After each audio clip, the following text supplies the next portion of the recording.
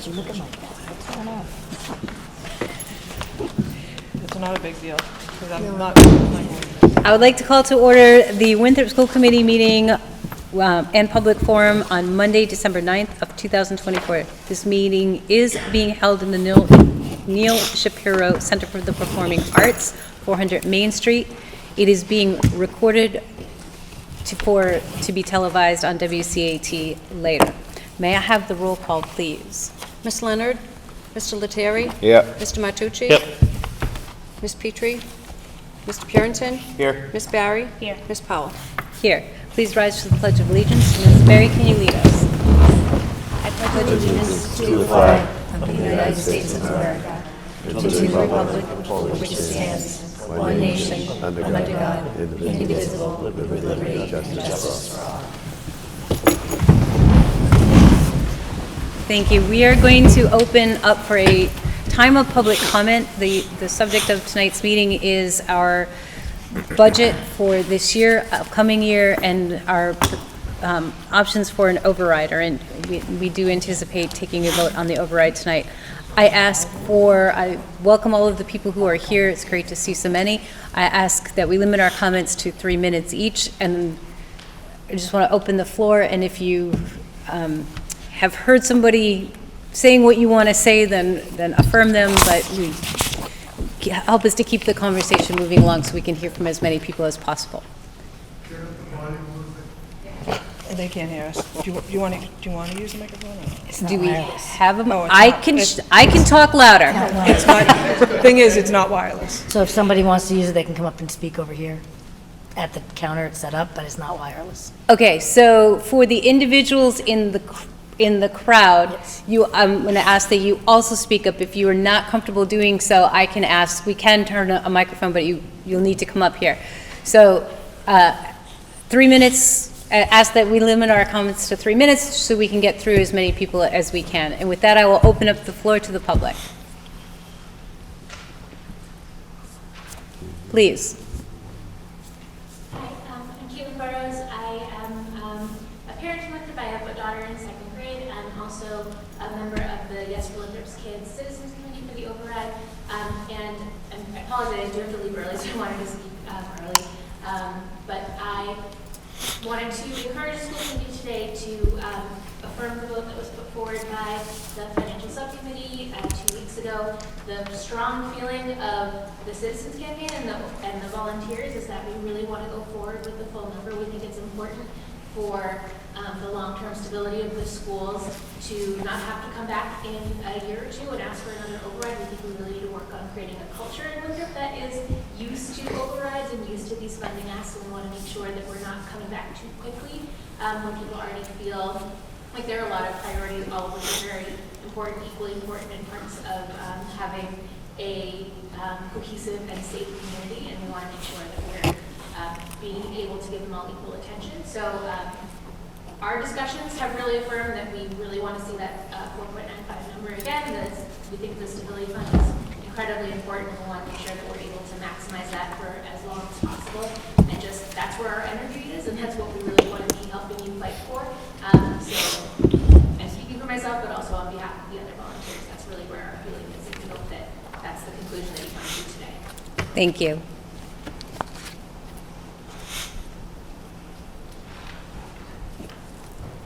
Hi, Kathleen Fuccio, 49 Wellflower Ave. I am certainly pro-override. I thank Superintendent Howard and the school committee for all of the work that you have all done, the forums, the going to community events, the Zooms. You've really done your best to inform our community as to why we need this override. For me personally, because of the different votes we've had in the town, I am definitely in favor of, again, I think you referred to it as the stabilization fund. I think that's the right word. In my opinion, I think it was around 1.4 million or something that you wanted to put in that. For me, I think it might be more advantageous to have the override passed to actually put less in that fund. And that breaks my heart to say that, but I think going back to the community with the same amount that we asked for. I haven't seen, and I don't think we could change anything change that's going to get the voters to approve that. So again, as much as I'd love to see 3 million in that stabilization fund, I would urge the school committee to really think about that and potentially only think about maybe putting 300,000 to 500,000 in it, and bring down the override amount. Again, for me, put as much money in as you want, but the key is to get this passed. And I think right now, there's so much going on in the town, so many potential financial stresses. Even if we weren't looking at debt exclusions and overrides, and people right now are financially strapped. So for me personally, I think we should look at lowering the number. Thank you. Thank you, Catherine.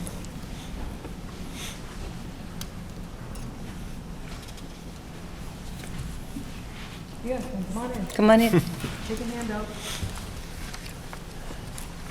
Yes. Hi, Ashley Blackburn. I'm in Precinct 6. And I also am a part of the YES committee that worked on the campaign in November to try to educate the public and try to pass the override. Two things. One, I want to note that I will pass it out after the meeting this evening. We do have a letter that's signed by over 100 parents, mostly parents in the Winthrop public school system right now, supporting the school committee to move forward with the full budget ask of $4.95 million. So I will pass that around after the meeting. And I want to underscore what Caitlin said, but also I think articulate that I'm worried that a lot of the, yes, there were no votes, and I think we need to think about that and also acknowledge that this override vote is not happening in a vacuum. And I fully understand that, and there are a lot of other things that we need to address in the town. And I do think that is part of the work that the school committee and the town council need to do moving forward and talking about this override, is that it does not exist in a vacuum. There are other things we're going to have to go to taxpayers for here soon as well. But I do wonder if, and I think this is everyone's best guess of where the strategy is to the path to yes moving forward, but I do wonder if a lot of the no votes will be no votes even if you come in $500,000 less, $1 million, take it down by $1 million. I'm not convinced that a small decrease in this budget or in this budget ask gets us all of those no votes that came in November. So I do think that we had an overwhelming response of yes votes. I think, we did a lot of work to educate folks. I think we can get those yes votes plus more moving forward when this vote comes up for a vote again in the near future. And I think it's really incumbent on all of us to do the work to educate folks about why we need this number. And also, to Caitlin's point, I think coming back 2 years from now, and I'm throwing that number out as an example, 2 years, even 3 years from now, and going back to the voters in another do or die situation, I think the overwhelming response is going to be, we just did this. Why didn't you ask for what you needed then? So I worry about going back with the full number and having to do it too soon again, and that just sort of further dissolving the trust of what we're trying to build here, and the transparency and the public conversation about what's really needed to keep our schools at level funding and hopefully eventually move forward. Thank you. Thank you.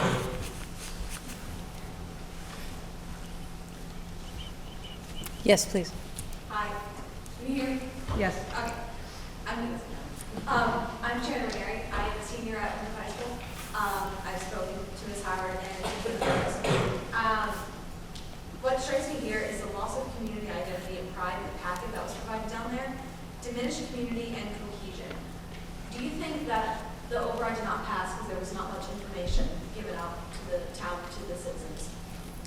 This is an opportunity for public comment, not for question and answer. So I'm happy to answer questions afterwards, and I would love to hear your comment.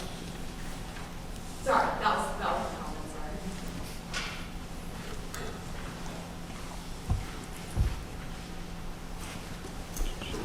sorry. Yes, please. Karen Chavez, Precinct 2. Everything that Kathleen Capuccio said, I have to agree with. I realize that the school does need money. We all need money. But to go back out and ask again for 4.950 is a big ask of the town. As everybody knows, I'm a big advocate of the fire station too, which I will be working very hard to get passed, I hope, in the very near future. I think you have to think about these things. I looked at all your tax information that the YES committee put out, and some of it is, you can't compare to Winthrop. Two of the 8 that they compare to have 2 rates. They have a commercial rate and a residential rate. 2 have an average single-family value of between $1.5 and $2 million. One has a tax rate of $19.56. I don't think anybody wants to pay that. Another one has a tax rate of $15.26, and another one has a rate of $14.23. Winthrop's tax rate is $10.42.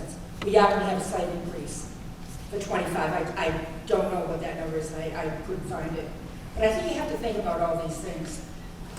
Everybody is strapped for money right now, and to ask the town to come up with 4.950 for one department, I think is a big ask. Thank you. May that be one department, but it's the center of the town. We're a largely populated town by students, and our students are the very near future, or are the future, really. So I think it does not pass, and we continue falling into this pit of deficit, then the future of the town and everyone's tax-paying dollars and property values are going to go down as well. So I think it's not just about maybe one department, it's maybe about the entire town, the entire country. So that's my time. Yes, please. Bob Carroll, Precinct 6.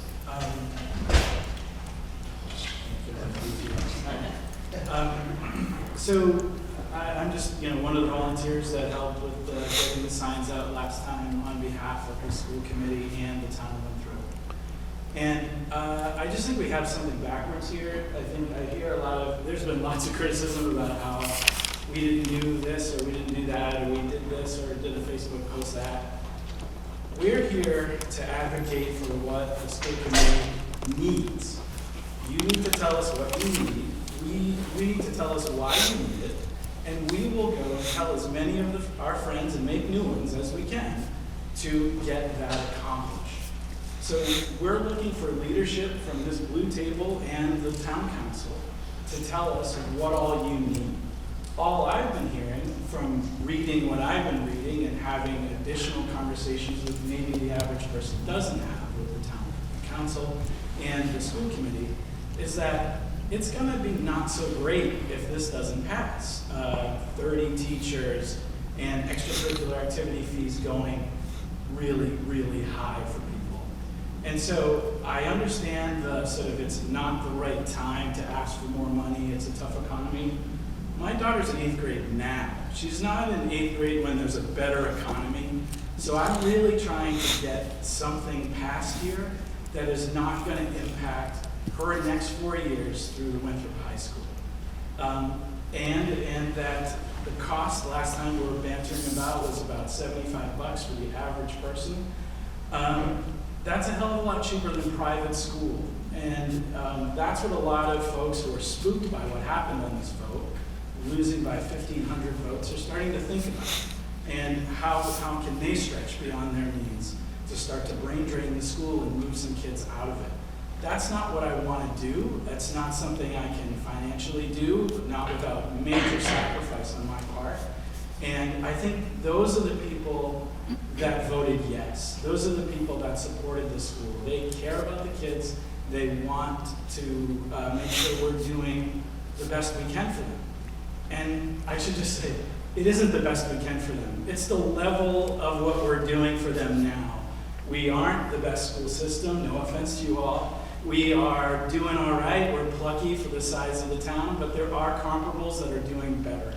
And so just give us a mission. We'll be your foot soldiers again, but we need a mission to come from that table. Thank you very much.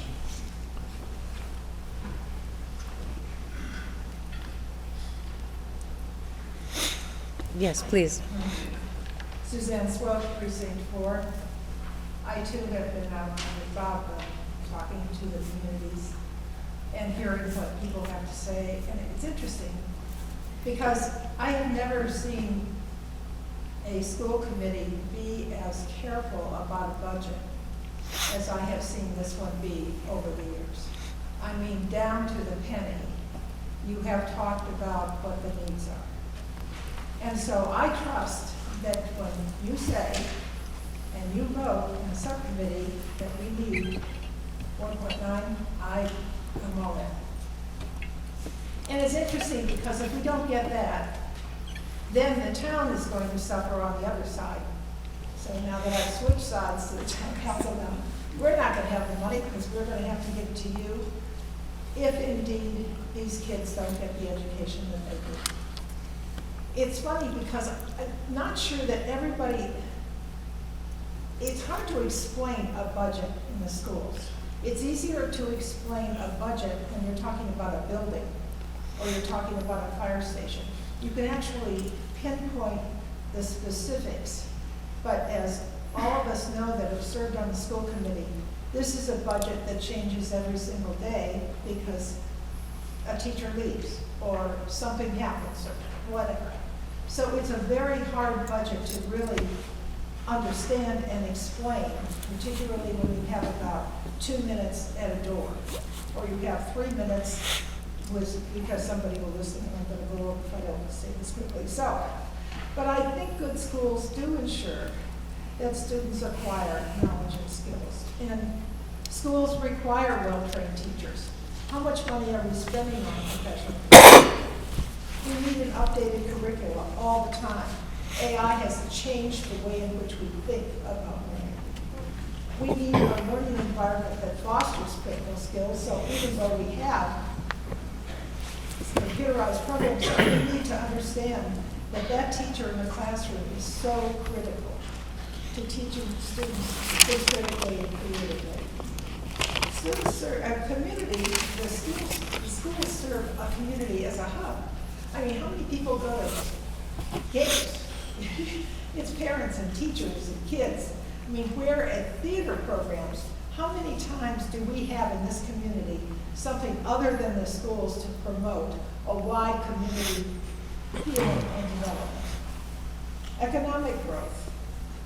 We need a well-educated workforce, and in fact, so many students come back to see us. We will hope that those doctors and teachers and lawyers and carpenters and plumbers have gotten a good education here because we're going to depend upon them in later years. Good schools also bridge social and economic gaps. And I think that really helps.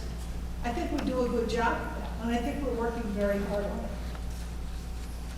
Also, well-educated individuals are less likely to get in trouble, commit crime. So if you think about it, I'll end with this, our students spend 13,000 hours in school from K to grade 12. And our teachers, by the way, if they stay, they spend 13 hours if they stay for 13 years. Who wants to be in a school or in a job where you can't flourish, you're not succeeding, you're not a part of the community, and we all need to grow from our environment. And if that's the kind of money we need to make it work, I say we need to go for it. After all, we don't wake up and just become a butterfly. Growth is a process. Thank you. Thank you.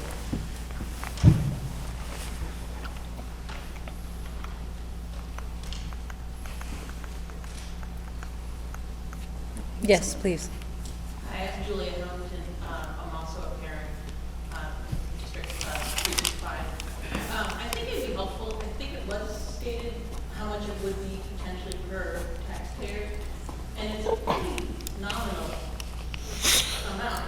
If some of the messaging could lead with that number, and also what the potential cost would be, how much it would be to participate. Like if we had to go to a different model if we didn't get the money.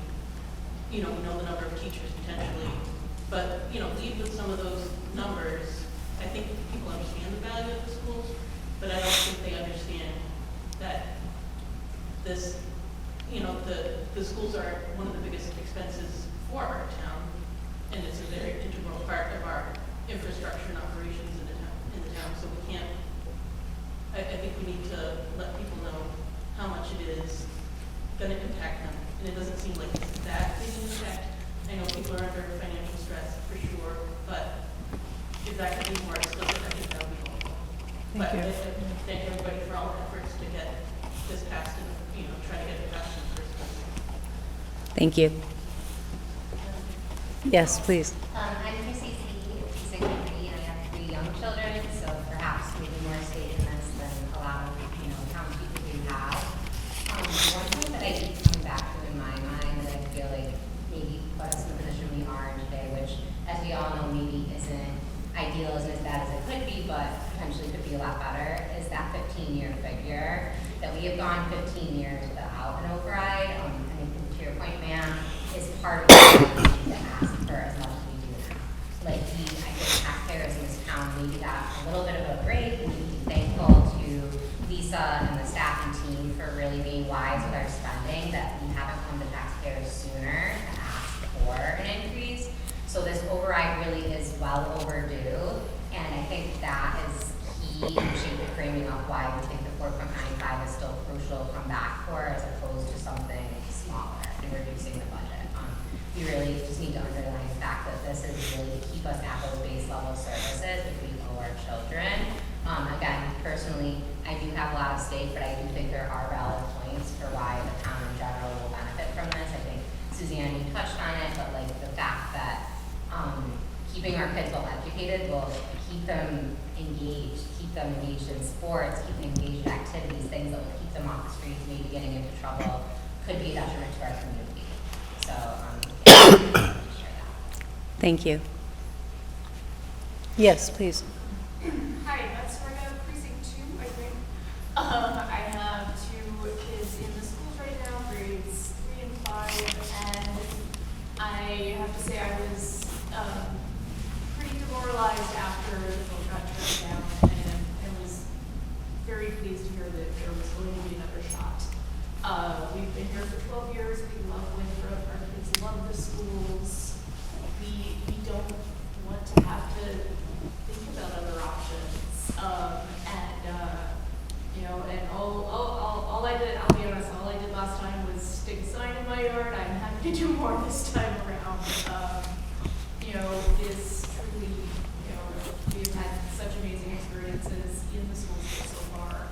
And hope to see it through all the way through high school. But, I need to feel that we can get the education we need. If the town shows us that they don't value education by voting in such a way, I think that says a lot. So I'm hopeful to, see a different outcome the second time around. Thank you. Thank you. I want to add to that. I was also demoralized when I found out it was no when I woke up Wednesday morning, and I'm not even going to be affected by it because I'm graduating this year. This is effective fiscal year 2026, so school year 2025-2026. I'll be in my freshman year of college then, but my sister will still be in the school system. She will be entering high school. I moved to this town because I wanted a better educational opportunity, because I was living in Boston and was having to do it 5:30 in the morning to go to school and go somewhere in the middle of the city where I don't know anybody. We moved here because it seemed better, it seemed safer, it seemed more secure.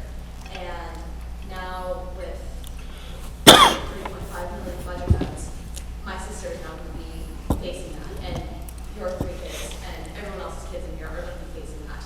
And I think that it's important to emphasize that how much people who aren't going to be directly affected to this care about it, because I deeply care about it, and I could have moved here because I'm one year too young, but I think it's just very important that we get the point across and see how detrimental this can be if this continues, as I said before, to fall into dividends.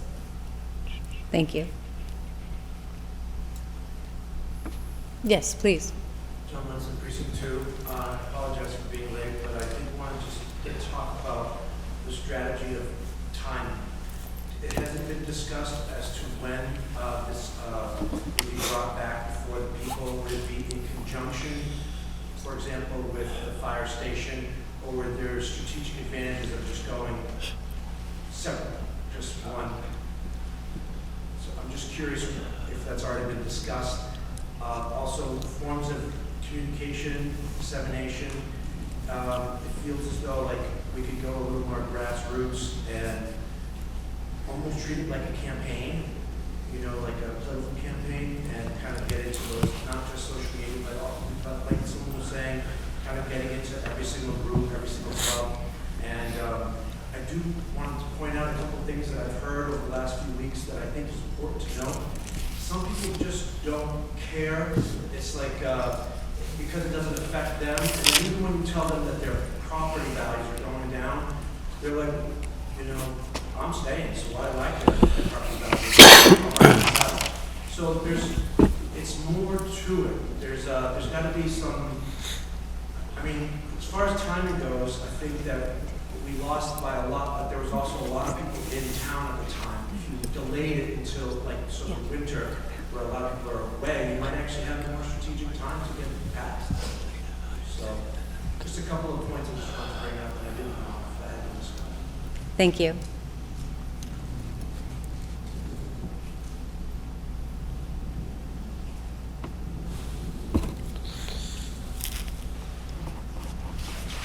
Is there any other public comment? Seeing none, I will close that portion of our program, and we will move on to our budget subcommittee report. We had a budget subcommittee meeting on 11/26, 4 p.m. in the Harvey Hearing Room. The members present were myself, Lane, and Julie. Others in attendance were Jim Lettieri, Lisa Laurie, and Phil Lundberg. We discussed the 2.5 override, and after discussion, a vote was taken to recommend to the full committee $4.95 million for a Winthrop Public Schools 2.5 override on the ballot in February. That was it. Okay. Can I have a, so we can open up the discussion on this, can I have a motion for the 4.95 to ask the town council for the 4.95 million override? Motion. Second. Motion by Ms. Petrie, second by Mr. Purinton. Do you think you can use that microphone? It doesn't travel, so we'll speak up louder, because you have to get up and walk over to that microphone, because it's not one that, unfortunately, that you can bring over, but if you can try louder. Yeah, I can absolutely speak up. Thank you. Yes. So I have asked for a motion. Motion's been made by Ms. Petrie, seconded by Mr. Purinton, to discuss the to ask the town council for a 4.95 million override to be put on the ballot in February. And that opens up our discussion. And please keep in mind that we don't have microphones, so if we could speak loudly. Mr. Purinton. Being I was unable to attend the subcommittee, were there other options talked about for dollar values, or and then how did it come to be decided to stick with the 4.95? It was just a simple vote. It was the other numbers were discussed. One being to back out the stabilization money, which would bring you to a $3.4 million override. And that was pretty much all was discussed, that in the 4.95. Okay. So, yeah, so it was just come out of it as a vote. It was 2-1. Myself, I voted for the 3.4, and Julian Lane wanted the 4.95. Okay, thank you. So, may I speak? Yes. So, my Speak up rationale. louder. Okay. My rationale There we go. for the higher number was to think of the future of the schools. I don't believe that the lower number will get us through the next 5 years, and I don't want to go back to the community in 2 years. I was trying to think strategically and think long-term for the stability of the schools. So I think I know that is why I was supporting the 4.9. I think that with proper planning, that'll get us through the next 5 years, and we wouldn't have to go back to the community for additional dollars. Ms. Petrie? Thinking of the history of how frequently the town or the school committee has come to the town to request an override, and it has been 15 years, because the district has been so strategic and thoughtful about its management of funds. I thought that if we had a stabilization fund, anything that we're able to kind of pinch away over the next few years with the override money would be able to put into the stabilization fund and stretch it further. So similar to what Julie was saying, and minimize the likelihood of us coming back to request more money in a few years from now.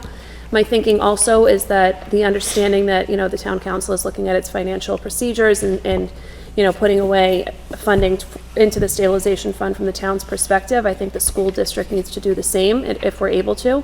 So if we're all able to commit to the longevity of the school district's budget, that's how I saw it would be most efficient and long-term. Yes, Ms. Howard.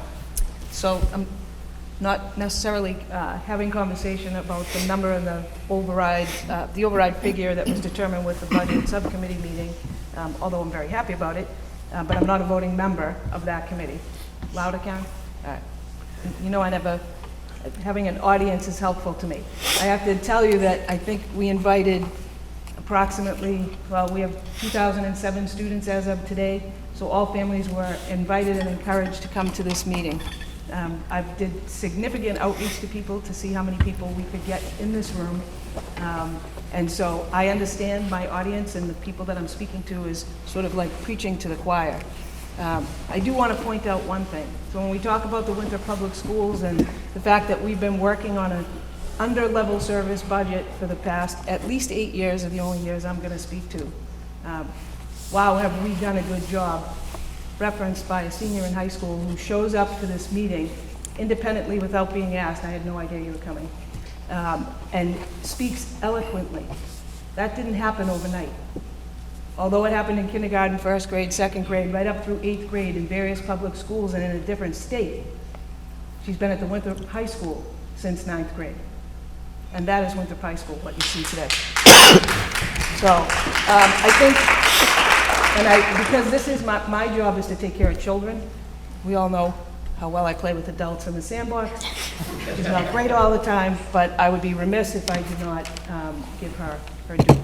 So I think everybody has a lot of great things to say. I do think, I put a document out probably 5 months ago about the override and where we came up with that number, how we came up with that number.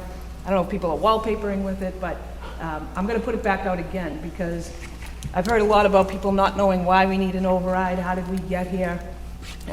We got here because we strategically utilized funds that we have had available to us over the years.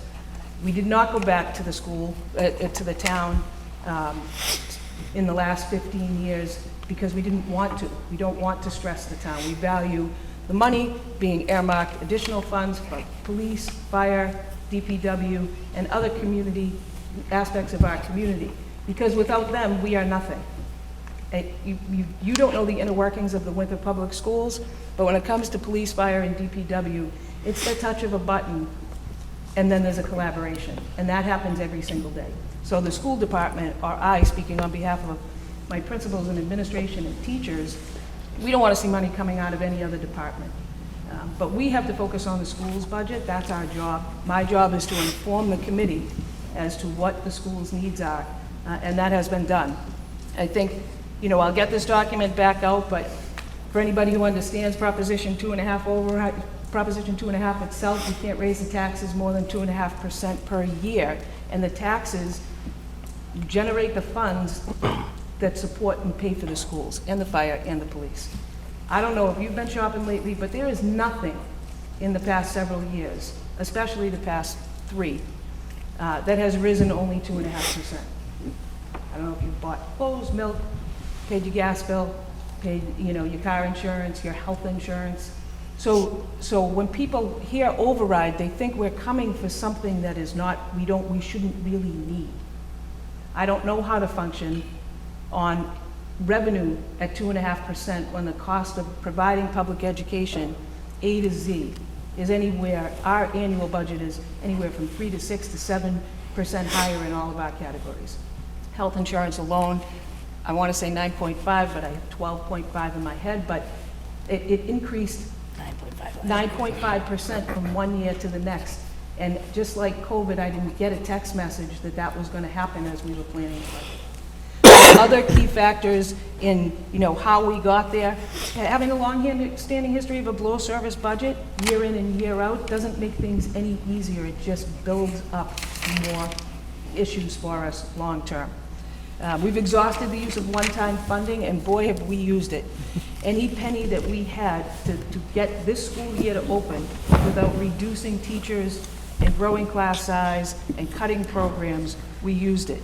Over the past 5 years, entitlement grants and that fund our salaries, that we are supplanting salaries in those and not using it to supplement as it's intended, those grants have stayed the same. But in all aspects of life, when you work, you are entitled to an increase in your salary, and it's not exorbitant. Our teachers took 2% across the board for 3 years with some small additional increases for them, and that compared to the state, because we always like to compare Winthrop to everyone else. Winthrop is hard to compare to everybody else, but I'll compare them here. They took 2% across the board 3 years in a row. Just Google it and see what other communities have gotten. Maybe just watch the news and see what other people are doing when they're not getting 34% over a 3-year time frame. I could go on for probably 4.5 hours. We've increased enrollment. We are at 2,007 students. Our enrollment is changing. We have many students that don't speak the English language.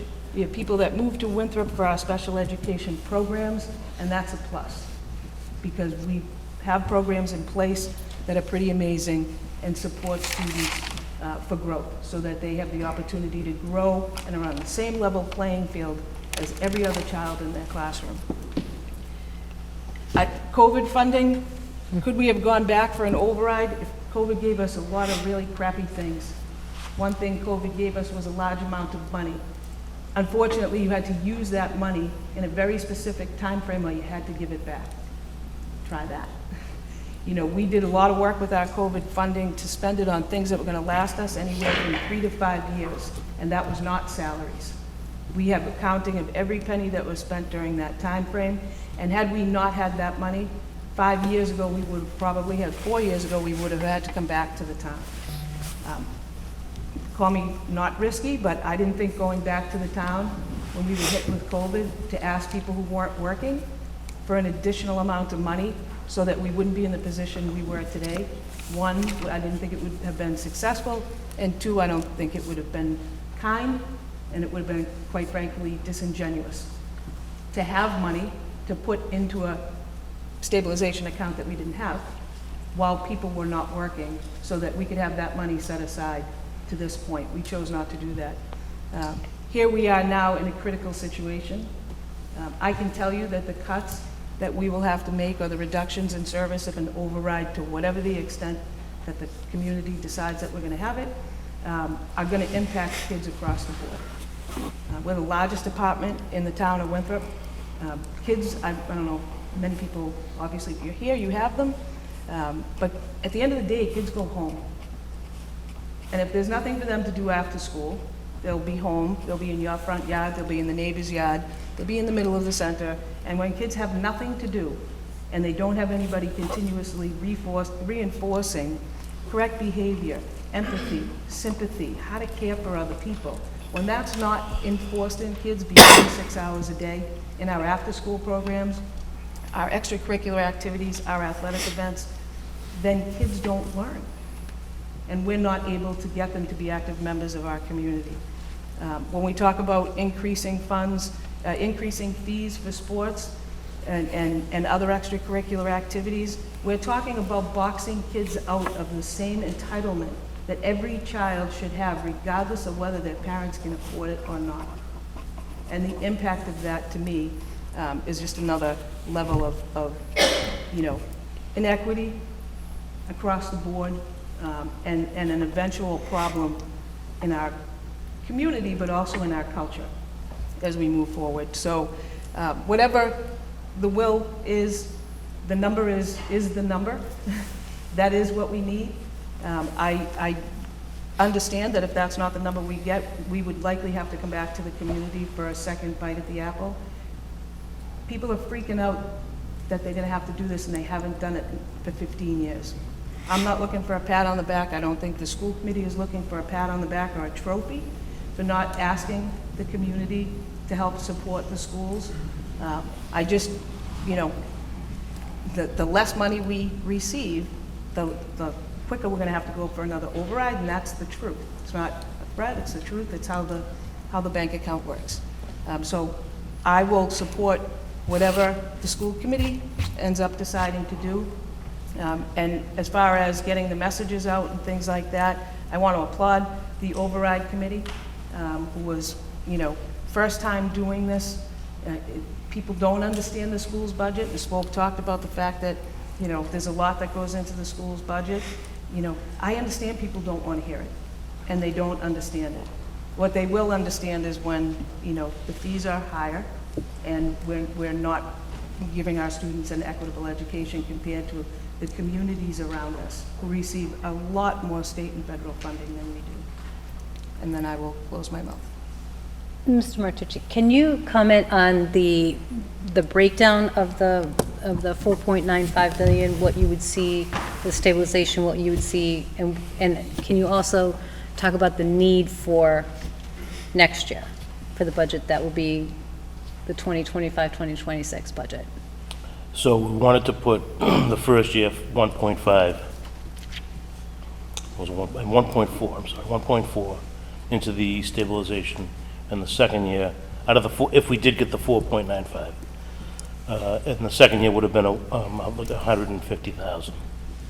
So we dramatically dropped the amount from one year to the next, because just there wasn't enough. I'm in favor of a $10 million override for the schools. I think we need $10 million. I want everything here. However, we do provide a very good education here for the money that we do have. I would compare it to any other school district's education, any other. With the schools and colleges our kids get accepted to, it's anyone that's out there, anyone. So, but in the meantime, we've voted to have a 4.95 on the ballot, and it got rejected by the voters. So the reason why I wanted to pull out the stabilization money is because I think it's a slap in the face to the voters to go back at the same number. You're telling them that you don't really care what they say, and that we want to have the 4.9, and that's it. I want 4.9. I want more. But I just feel as though that we have to lower that number down and be respectful of the people that voted for it. So I'm not saying we don't need it. We do. We'll open the schools next year if it's at 3.4. Or we will open the schools. It's just a question of how will we open the schools next year? What will we have? At 3.4, we'll have everything we had this year. The following year, I don't know. Budgeting's not easy. Budgeting's it's a crapshoot. You have to. It's expenses and revenue. If the expenses go up and the revenues go down, you have less. If the revenue goes up and the expenses stay the same, if the state gives you more money, if the town has more money, then you can do more and you can last longer with what you have now. Ms. Berry? Yes, so at one point, we were asking if we could put two numbers on the ballot and have the community pick the number. Was that, we were checking with our legal counsel to see if that was something that we could do, and I don't know where we stand on that. We have not got an opinion back from our council yet on that. Okay. Mr. Lettieri? Thank you. That's a good question, Julie, and I was hoping that we'd have that answer tonight. It looked like from the material I believe Lisa had that is an option, that you could do a 1A, B, C, or whatever, but we have to get an opinion on that, I think, before we So the vote. materials we got from, is it DO? What's Secretary of State. Secretary of State. So there's a manual from the Secretary of State that shows that you can do a tiered, they have a tiered system so that you could have question one could be $4.9 million override with the amount going in the stabilization fund. And there could be a yes or a no to that, and then you could have question 2, which would be a $3.2 million override, or whatever the figure was, less money going into the override, and then a yes or a no on that. It's very confusing, the ballot, and we talked about that, so we asked for an opinion as to whether or not the way we thought we could present it could it be, and I don't think your council has responded to that yet with an answer, because he's trying to get that answer from the state. You know, and so that would be an option as opposed to going back with just that same exact one question back to the community. Whether or not it would confuse the heck out of the community, I don't know. You know, or whether it would be better for the community to feel like they have a choice. I mean, we're sort of thinking about how the community is going to react, not knowing how the community is going to react. So, you know, you're doing this all the time. I think it's better to go this way, and there's really good points on both sides as to what to do. But timing is an issue. You know, someone spoke about timing, and I 100% agree with the timing. And the urgency of timing is not for the, you know, as the committee understands, the urgency of the timing is not just thinking about when we're only going to get the yes people, you know, to come outside. For me as the superintendent of schools, the urgency is around my staffing and making sure if it does pass that I still have people that haven't taken off because they're scared to death that they're not going to have a job. Or, you know, if it doesn't pass, we have to notify people according to contracts in a timely manner, you know, if they're not going to be able to be employed the following year. So those are all factors that go into when we want to have this vote put on a ballot. Thank you. Mr. Lettieri. Yep. So, you know, I think there's several things you have to discuss. And the first thing on any override is the need, right? I think it's been clearly stated. I think the numbers support it. There is absolutely a need for an override for the schools, no question. I've been an ardent supporter of the schools over the past 20 years as an elected official and continue to be. And it was said, a couple of the comments, it was said that the future, and basically we've talked about it before, the future of the town is dependent upon its future of the schools. And, you know, it said on the side of the ATC school that the future of our nation is dependent upon its students. And it's incredibly true. Now, there's also been some other comments about, you know, somebody made the comment about not trying to get the no votes. And there are people that are going to vote no, there are people going to vote yes, regardless sometimes of issues. But I think what's important is we at least listen to the no votes and to see what the reason was.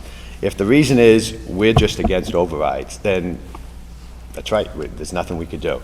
But if the reason is we just can't afford it, you know, we've had inflation of 8, 9, 4% over the last 3, 4 years, and we just can't afford it, we have to listen to them.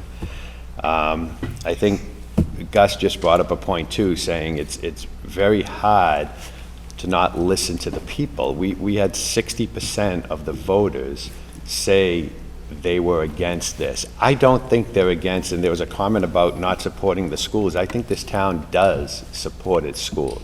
I think they do value education greatly.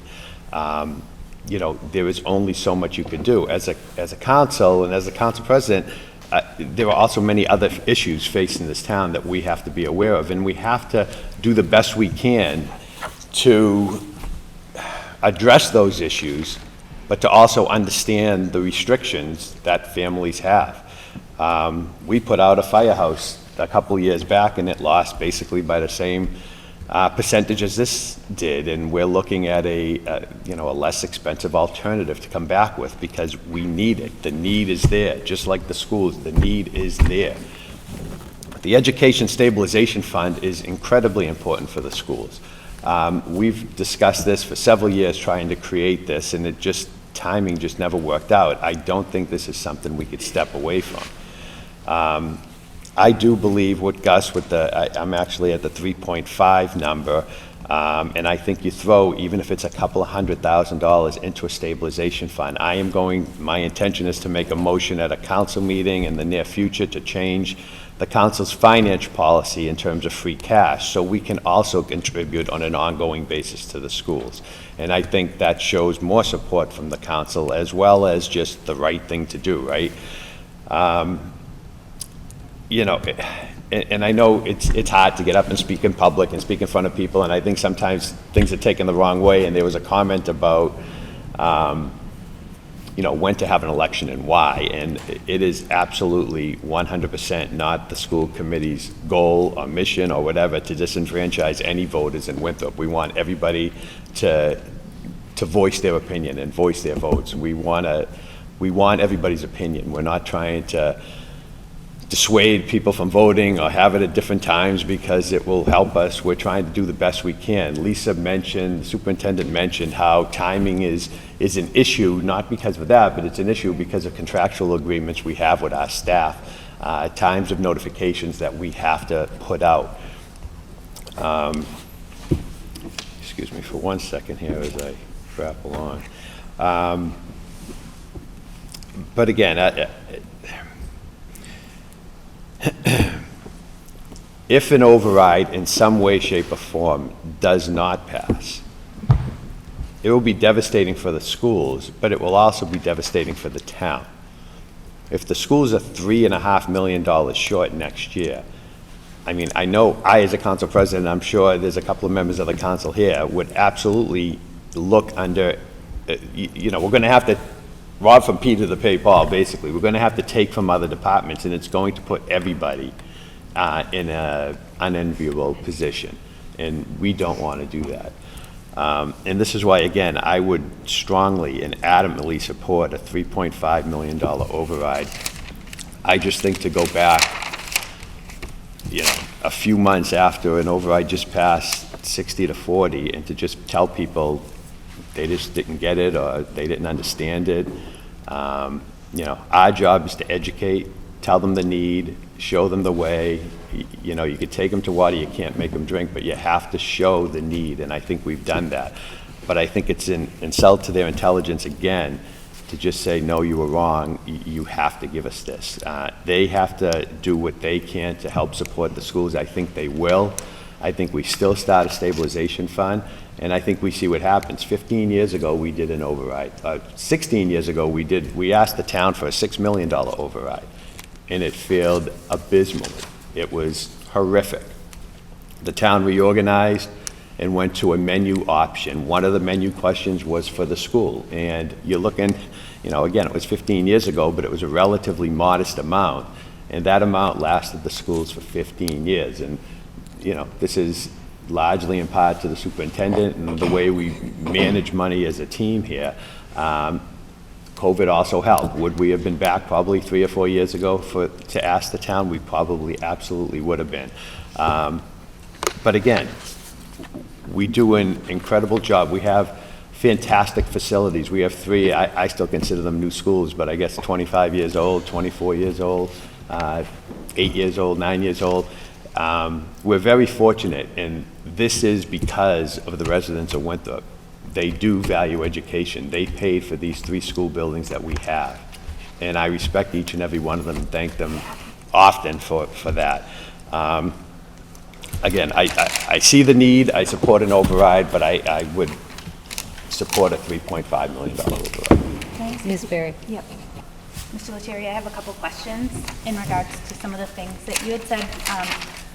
The first note I want to comment on is that we were really blessed to get through 15 years without another override. Part of it, as Ms. Howard described, was due to the override funds we received. Another key component that is going to really challenge us to get far is the fact that the school now takes on the expense of all the employees and their benefits.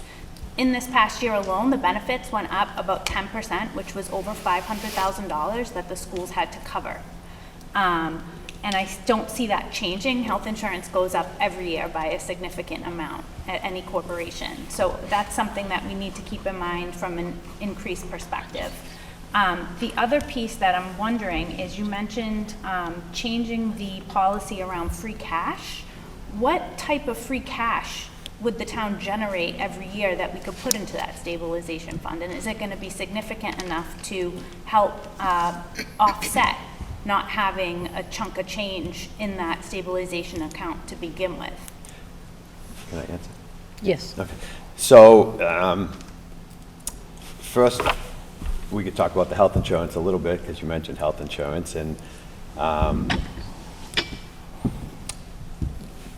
basically, with the help of the school, with the Teachers Association, we were able to go to a GIC type of insurance. This was about a decade ago or so, and it has saved the town multi-hundreds of thousands of dollars and probably well over $1 million. Because of the Winthrop Teachers Association, as well as the other unions in the town, they helped give the ability of the town to do that. Health insurance has historically been a cost that was in the operating budget of the town and not on the schools. We thought it would be best to go to a different system where the town's budget dollars for the school increased in proportion of the expenses. Now, certain expenses like health insurance went up 9.46% last year, which is not crazy out of the norm right now in terms of what's going on and everything. It's a huge chunk of money, and unfortunately, I think you're right, it's not out of the norm. It's not something that will never happen again. And that's something that has to be addressed. Now, if it was on the town side, the town would have had to pay $500,000, and potentially it would have been $500,000 less that the schools got. So it's 6 and 1/2 dozen the other, I guess. You know, there was roughly almost $10 million in expenses that were transferred from the town to the school. Most of that is the debt on the school. So it's just a constant figure. The town gives the schools the money, the schools pay it technically. But I think, you know, the health insurance and stuff as a town, we are pretty fortunate to have the health insurance the way we have and the percentage that we give our teachers and all our town employees. And I think that's a huge benefit and plus for working for this town. You had mentioned after that, though. Free cash. The free cash part. So free cash, and again, like the schools have never put into a stabilization fund. They have in the past prepaid items, all right? They have the ability to prepay, where town necessarily doesn't. So if the town's over in certain departments, it goes in and it gets certified by the state and it comes back as free cash. Nothing's free, like everything else. So the free cash comes into the town. On average, it could be anywhere from $1 million to $3 million. There were times in 08, 09, and 10 that it was zero.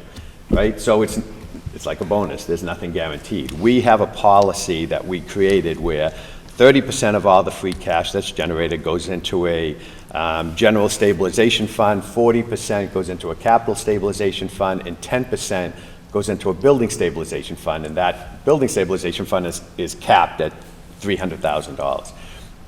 And then 20% of the money is left. So we can do some capital projects and do emergency things that have to be done. So I would like to change that to adjust those numbers. So for example, this year, it hasn't been officially certified, but it looks like free cash is going to be somewhere around $2 million. If we were to have, 15% of that money going towards an education stabilization fund, that would be $300,000 that we would put into that fund. Can't we split it 60-40 like the rest of the expenses? No, we can't split it 60-40 because the way we were able to build this school is because we put money away, which enables us to get a bond rating, which saved us over $6 million on the cost of the school over the life of the loan, because of the ratings we had and because of the fact that we do put money away. So, are we strapped? In a lot of ways we are, but we're fortunate that we don't have a lot of debt as a town, and we're fortunate that we have good financial policies in place that give us the cushion that we need to get good rates when we do go out and either fund a fire station or build a school or whatever it is. But yeah, the free cash policy, I think, will help the schools, and I think that's something that I hope I do get support from the council on. I think it's the right thing to do, and I think it's showing that we have a huge stake in this as well, because, there were a lot of comments about just not necessarily housing values and stuff, but just the value of a community is judged by its schools. I can't imagine a different reason. That can't be number one or two reason why somebody chooses to move to a community. You know, maybe location or maybe a beach or whatever, but I think schools are the number one priority. You know, we're very proud of our schools. We're very proud of our public safety facilities. We feel that these are safe, clean places and great environments for our children. Thank you. Yes, Ms. Petrie. Do the school buildings still have access to the building stabilization fund that was created before the 60-40 split was instated in the town budget? For me? Yeah. Well, the building stabilization is for the town. So, I mean, there have been times in the past when the schools have had issues, not necessarily with a building, but a piece of equipment. It might be a boiler or something that they might have asked money for, that the town would go. But it's not necessarily for the schools, it's for the town in general. Yeah, so it's for the town. When I say the town, I mean inclusive.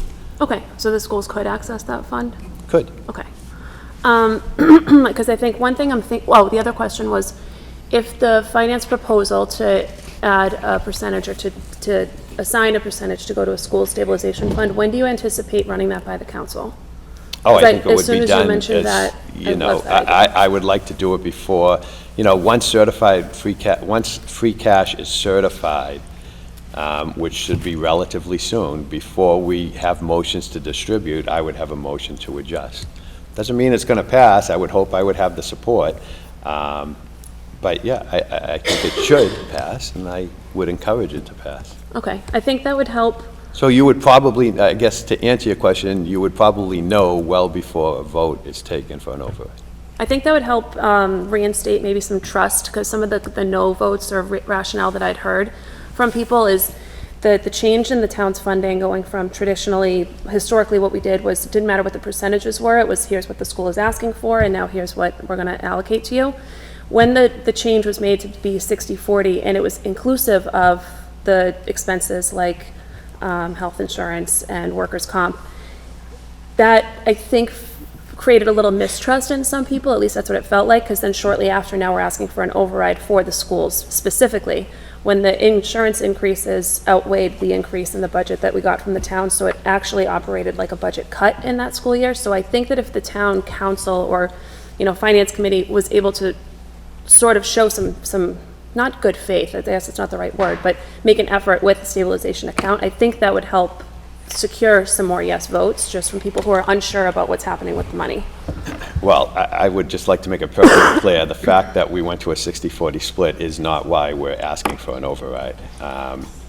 The town has gone above and beyond to support its schools. We do not underfund the schools. The schools are well over net school spending. We do not underfund our schools.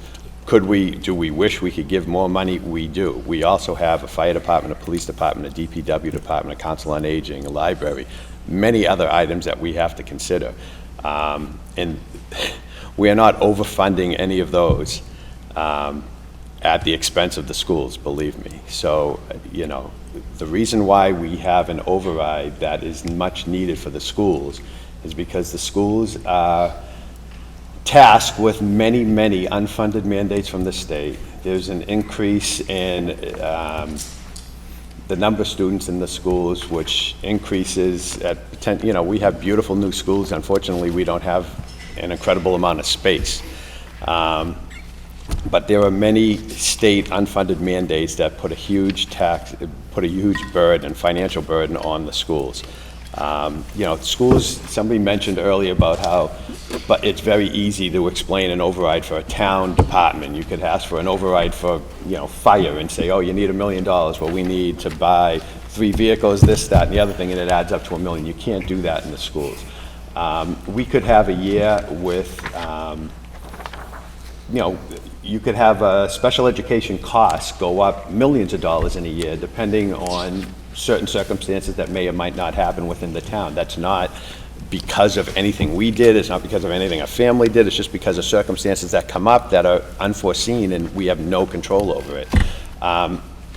So there's a lot of situations like that, and just the, you know, changes in population in the town and how it affects the school system and how it affects the services we can provide and can't provide. But there are certain things that we have to provide, that we are told by the state, you have to do this. So, for example, if an override does not pass, we're not eliminated from having to fund certain parts of the budget where, there are other parts of the budget that we don't have a restriction on eliminating or cutting or reducing or adding extra costs for. So, but I just want to make it clear that, this is not because of the town's lack of respect for the school system or funding for the school system.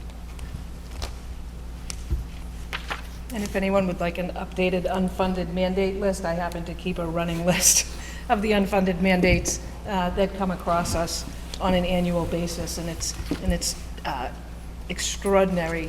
It's everything from increased requirements for boiler inspections, fire inspections, to administrative costs, to building maintenance things that we have to do, bullying prevention programs, new educational services, and having to continue to provide them to students who are expelled or suspended, reporting and auditing, teacher evaluation. I mean, it's about an 18-page list. And it started a long time ago, and the Department of Education, in its wisdom, has not stopped. Lots of things stopped during COVID, but none of these things did. So anyone who would like more information on that can seek that from me. We have a motion on the table. Do we have any further discussion on this motion? A question towards the whole committee as a whole. As we come up on voting for the subcommittee's proposal, what's the next steps if it's voted down? Do we go back to the subcommittee for a new number? Does it? You can modify. Another motion can be made. Another motion can be made. You could modify this motion if you want to try for a different number. Actually, you have to speak up. Sorry. If we reject this, then another motion can be made. And if another motion, the other option is that any committee member can modify this motion. Thanks. I would like to ask to split the motions in two because the council will vote on the dollar amount. I can't guarantee, and the council will not alter that dollar amount. I can't guarantee a specific time for an election because there's other things that we have to discuss as a council. So I think you can make that as a request, as a separate motion. To take it to the council? Yes, to make a motion to ask for whatever the dollar amount is and to pass or reject that, and then to make a motion that you would like to have it at a certain time frame. I can guarantee that the number you put forward will go before the council. I guarantee you that the time would too, but the time might be altered by the council. The dollar amount will not. Do you want to amend this motion to make it as a request that it be done in February, or do you want to have two separate motions? I think two separate motions, because the request is 4.9 or whatever it is too. They're both requests, really. You're both requesting that the council put on a ballot. You're requesting the amount be put on a ballot, and then you're requesting when that ballot should be, or when that election should be. Okay, then I need an amendment on this motion. So I make an amendment just to split that into two motions. So that there would be, I don't want to make that amendment because I don't want to make the motion for 4.9, but. My motion, I think, was just for the dollar amount, so maybe we can do a vote, and then somebody can make a second motion for the timeline. I thought the motion said. I thought it said on a ballot in February was Oh, part it of did? the original. All right, I'll amend my motion. I'll make a motion to amend the motion to put forth an override request for $4.95 million. Do you second? Yeah. Second? Who seconded, Julie? Yes. Julie. All those in favor of the amendment? Aye. I'm sorry, any discussion on the amendment? Hearing none, all those in favor of the amendment? Aye. Aye. Opposed? No. No.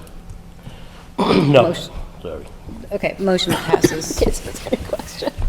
All right, so we are now voting on a request for, that the town council put on the ballot an override of $4.95 million. Can I say something, please? Yes. I'm still struggling with not having complete information about how the ballot question can be, which would have the two amounts or two questions, because I think that would be an ideal scenario where you could map out those two questions and explain to the public exactly what those mean. So I'm challenged with voting without having that, and I'm wondering how we can drive that to a legal conclusion quickly. We have the option of tabling this motion to the Monday meeting with the expectation that by then we would have a more firm legal opinion. Do we think that's possible, to have a more firm legal opinion? I think it's absolutely possible, yeah. Yeah, again, from the information that Lisa brought forward, it stated, I believe, I don't know if I have it here, but it basically stated one option in an override scenario would be to have a tiered system where you would have question 1A, B, and C. And A might be an override for the Winthrop Public School Systems of $4.9 million. B would be an override for the Winthrop Public School Systems for $4 million. And C would be an override for the Winthrop Public School Systems for $3.5. So I think that is legal by all accounts. The question is, I think we need to understand it more and to see, as the superintendent said, is it confusing? Is that a good thing or a bad thing in terms of confusion? But I think it can be done. It's just a question of, what if it all passed? Does it go by what passed the most? What if none of it, so I think we just have to understand it more before we vote. What do people think about that? Like, what do we, as a committee, do we? I think what we have to do is instruct Lisa to This is have. not a conversation between the school committee, we're here to I'm sorry you can't hear me. I'm doing the best I can. I think we should instruct the superintendent to call our school attorney, Paul Hodnett, and get an opinion from him in writing back to us before next Monday. Is that something you can do, Lee? Absolutely. Do I need to? Yes. Can I just? When is the next town council meeting? Next Tuesday. That's what I thought. We So it would wouldn't need to go, take- so it wouldn't go to the town council until the meeting after that? If- New business. I guess we could put I could put an agenda item on there Okay, in anticipation. cool. Potential school override. In that case, I'm cool with that, with waiting until Monday if we can get something tentatively on the agenda for town Tuesday. council. Motion to table? Motion to table. Made by Mr. Martucci, Second. second by Mr. Purinton. Any discussion on the motion to table? I will point out that the request had been put into our attorney, so the information should be already, it is in motion to already get this information. So, any other comment? Hearing, yes. Just to be clear, we have asked our legal counsel for clarification on the possibility of a tiered question. And we've now asked Superintendent Howard to basically put a bug back in his ear to get us an answer sooner. To follow up on that Yes. request, and yes. Okay. And ask for it by Friday? Sure. Whatever you want. Well, to be able to have a discussion, that would be very helpful. Yes. All right. All those in favor of the motion to table this? Aye. Aye. Any opposed or abstentions? Hearing none, the motion passes. With that being the only item on our agenda, is there a motion to adjourn? Motion. Second. Motion by Ms. No public comment on the back end? Just- Sorry, no. All those in favor? Aye. Aye. Aye. Meeting is adjourned.